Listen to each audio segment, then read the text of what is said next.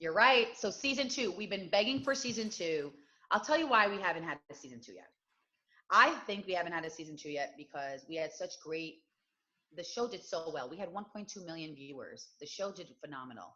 But again, whether you loved us or hate us, I think the world was not ready for us yet. And I think that's why we were put on hold. And so the season two didn't come up. But I beg Bravo and I'm begging, the production company to maybe do a reunion with us, either a virtual reunion, whether it airs on Bravo or it airs on another network, just to give the fans some closure about what happened between all of us. Because again, after the season one, remember, we had a lot of stuff going on that wasn't resolved because we didn't have a reunion on Twitter, on social media. So a lot of the fans were like, whoa, whoa, whoa, what's going on? I thought like Chanel got along with everyone. I didn't know that, this person and that person weren't getting along anymore. So there was a lot of issues we were talking about that weren't on air anymore. So I think the fans want to hear the closure. What's going on between us as friends now? Where's everyone in their love life? Where's everyone in their career? Have we evolved? Have we grown up? Well, with 1.2, like why? I mean, why do you think it didn't come back? I mean, before we even get there, like why? Why didn't this come back? I think because the world felt they didn't want to watch 6 Jewish girls that came from privileged backgrounds on TV. They didn't feel it was inspirational enough, which they didn't realize that if they gave us a chance, they would listen and they would watch, and they gave us a chance to go on more seasons, that we weren't just princesses. We were trying to convey the message that us too, we were going through the same things everybody else in the world were going through, even though we came from privileged backgrounds. That doesn't mean that that helped save our lives. We were going through our own trials and tribulations, and we wanted a fair chance to show how we were going to overcome those trials and tribulations, like working for our career, showing us, progressing, falling down and picking ourselves back up again, because that's what a real princess is about. Like, you know what I mean? Like, I think the world felt it was controversial for them to participate in. Like, Vanderpump Rules did not air then. Housewives, no. A lot of franchise of Housewives, the Kardashians didn't even get that salacious. So I think the season two, was put on hold because they didn't see the need for it at the time, but now there is a need for it because it's been 7 years and people are still talking about the show. Do you understand, to have one season for 7 years for people to still talk about and watch the show? That's incredible.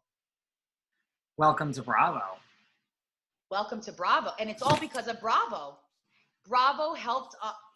They had a network. They had a name. So that's why our show was able to be successful, because they gave us a platform. Do you get what I'm saying? Yeah, I do know what you're saying. Were you guys totally, were you all collectively depressed together? Or was there infighting, like, this is your fault, that's your fault, I blame you for no season 2, let's all go our separate ways? Or was it like misery loves company? I think a lot of us after the show were together in it. We were very upset. We were very disappointed. We all went through our depression together. But then I think we all moved on separately because a lot of people had different opinions. Like, I think people blamed everyone else for why certain things happened, or that we weren't we were trying to keep the show alive. So we were trying to, like, when the press would come to us, we would tell them what was going on. But some of the cast members didn't feel the need that they wanted their lives out in the press anymore. I don't know. I just think I'm still trying to figure it out, to be honest. I'm trying to figure out why some cast members are bitter and blaming others. I think it's because they don't want to face their truth, honestly. And I think they don't want to face the truth. I did everything in my power behind the scenes to even keep the show on, to the point where I would have meetings with executives to beg to keep the show on behind the scenes. And after they said no. After they said, we can't right now, we have to put it on hold for right now. And they made the right decision for that time. You took your own meetings. Oh yeah. Oh, the cast members knew. They had me represent for all of us. You were like the producer of Princesses. Off the record. Off the record, yeah. I was helping make it better. No. Let me take that back. I tried to help them from my producing skills, experience, to make the show still exist. Yeah, I was trying to figure out ways. I feel the cast members on their own, I love them to death. And I'll always hold a special place for each of them in my heart, no matter what they say behind my back, no matter how they feel about me. They feel that a lot of it they're blaming certain situations on me, not realizing that none of it makes sense because they don't know how to blame themselves for anything. The reason the show didn't work is because none of them take accountability for themselves off the record or on the record. So when you're not going to take accountability for yourself, nobody wants to watch that in life. You know what I mean? Nobody wants to watch someone always saying, I'm perfect, I'm amazing, nothing's my fault, I'm going to gaslight everybody else in the situation, I'm going to turn it around on everybody else, I'm going to say that it's because I was sick or it's because, no. Yeah, if you're sick, I will be there for you. Physically, mentally, if you are you going through issues, but that doesn't give you a right to be Regina George. It doesn't give you a right to be mean. It doesn't give you a right to be manipulating. It doesn't give you a right to tell the public that it's other people's fault. Chanel Omari, cannot be the demise for everyone's life. That's just impossible. I can't be the thing that goes wrong in every situation. It's just not possible. I could be the one taking accountability for a lot of stuff, but how could it always be my fault? There's something missing. So I'm not going to bullshit anymore. And I love this cast because they were my friends. I have respect for them. I've gone through a lot with them on and off camera. I wish them nothing but the best, truly from my heart. But I do feel they think that it's not their fault why there was a lot of things that went wrong. And that's okay. But we all have to take accountability. It's not just like my fault. You know, it can't be just my fault.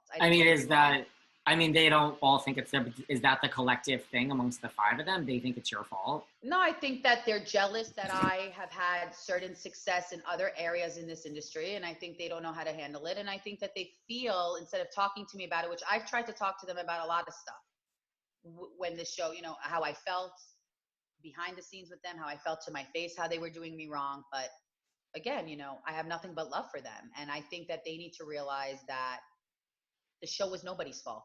The reason the show doesn't work, sometimes this is the industry. I want to tell everyone. Sometimes things don't work. Sometimes you can have the perfect show, not offend anybody. Sometimes you can have the perfect podcast episode and not offend anybody, and it just doesn't work.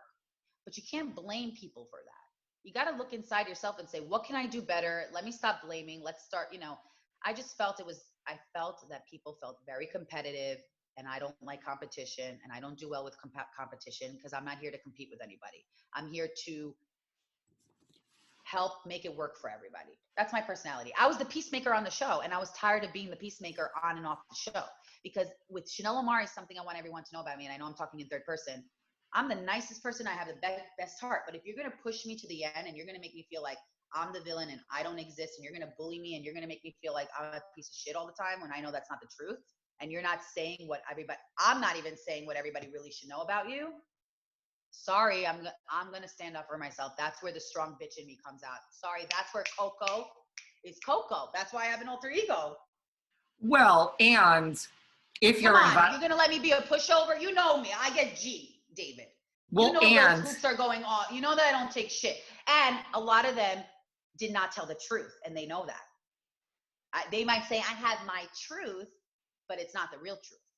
And that's what I have a problem with. When's the last time you spoke to any of them? Like, you don't speak to any of them anymore. I don't speak to any of them, no. How was 5 years, 2013 and a half? I would say the most recent person I heard from is Erica Gimbo, who I love. Wow. I'll always have a love with Erica. Everybody always asks me why. The reason is because Erica and I grew up together the most. We know each other the longest out of all the girls. Erica has defended me and protected me in other situations and did right by me in other situations that were not shown on camera. I have a very close relationship with her parents, who still cheer me on. So Erica reached out to congratulate me on the show with Dina Lohan.